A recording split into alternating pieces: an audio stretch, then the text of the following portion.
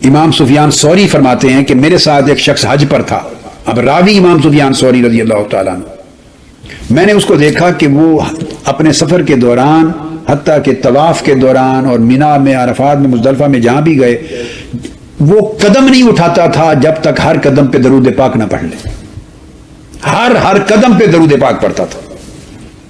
امام سفیان ثوری رضی اللہ تعالیٰ عنہ فرماتے ہیں کہ میں نے اس سے پوچھا فقلت اب علم تقول ھذا، کیا آپ یہ جو عمل کر رہے ہیں ہر قدم پہ درود پاک پڑھتے ہیں اور دوسرا قدم رکھتے نہیں جب تک درود پاک نہ پڑھ لیں، کیا آپ کسی حدیث اور کسی روایت جو شرعی علم ہے، سند ہے، کسی علمی سند کی بنیاد پر یہ کام کرتے ہیں؟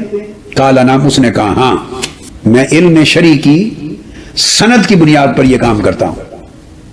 ثم قال، اس نے پوچھا من انت، اے پوچھنے والے آپ کون ہیں؟ وہ نہیں جانتا تھا کہ یہ امام سفیان ثوری ہیں۔ اتفاق سے جیسے حج پر آپس میں ساتھی مل جاتے ہیں، ہم سفر ہو جاتے ہیں۔ آپ کون ہیں؟ قلت سفیان الثوری، میں نے کہا میں سفیان الثوری ہوں۔ قال العراقی، اس نے پوچھا سفیان ثوری جو عراق کے ہیں، یعنی جو امام ہے جلیل القدر؟ قلت نعم، میں نے کہا ہاں۔ اس کے بعد اس نے کہا کہ میں نے درود پاک ہر قدم پہ پڑھنے کا وظیفہ اس وجہ سے شروع کیا کہ اس نے کہا کہ میں 1 سال پہلے وقت میں اپنی والدہ کے ساتھ حج کرنے آیا تھا، میری والدہ نے مجھے کہا دوران طواف کہ بیٹے میری خواہش ہے کہ مجھے کعبۃ اللہ کے اندر داخل کرو، میں کعبۃ اللہ کے اندر جا کے عبادت کروں، دروازہ کھلا ہوگا۔ یہ اس زمانے کھول دیتے تھے، یہ تو تابعین کے بعد اتباع التابعین اور سلف صالحین کا زمانہ ہے۔ تو میری والدہ نے خواہش کی، سو میں نے اپنی والدہ کو اٹھا کے کعبۃ اللہ کے دروازے سے گزار کے اندر داخل کیا۔ جو ہی کعبۃ اللہ کے اندر میری والدہ داخل ہوئی، اس کا پیٹ پھول گیا، متورم ہو گیا اور چہرہ سیاہ ہو گیا، اور اس حالت میں میں پھر اس کے پاس پریشان ہو کر بیٹھ گیا۔ چہرہ متورم ہے، چہرہ بالکل سیاہ ہو گیا ہے اور پیٹ پھول گیا ہے اور قریب مرگ اس کی حالت ہو گئی ہے۔ میں پریشان ہو کے بیٹھ گیا، میں نے ہاتھ اٹھائے کہ باری تعالیٰ اب اس حالت میں اپنی والدہ کو کہاں لے کے جاؤں اور کعبۃ اللہ سے باہر بھی نکالوں تو بڑی شرمساری ہے، سب لوگ طواف کرنے والے کیا کہیں گے۔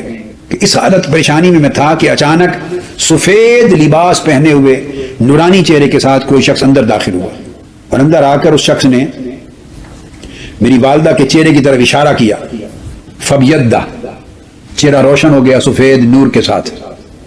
پھر میری والدہ کے پیٹ کی طرف اشارہ کیا، فبیدہ، اس کا بطن بھی بالکل اس کی سوجن اور سویلنگ اور نارمل ہو گیا، پھر اس کی مرض ختم ہو گئی اور شفا یاب اور صحت یاب ہو گئی۔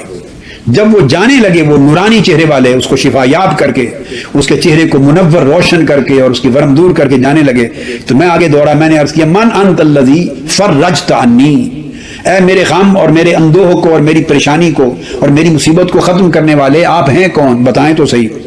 انہوں نے جواب دیا قال انا نبیک محمد صلی اللہ تعالی علیہ وآلہ وسلم، میں تیرے نبی محمد مصطفیٰ صلی اللہ علیہ وآلہ وسلم۔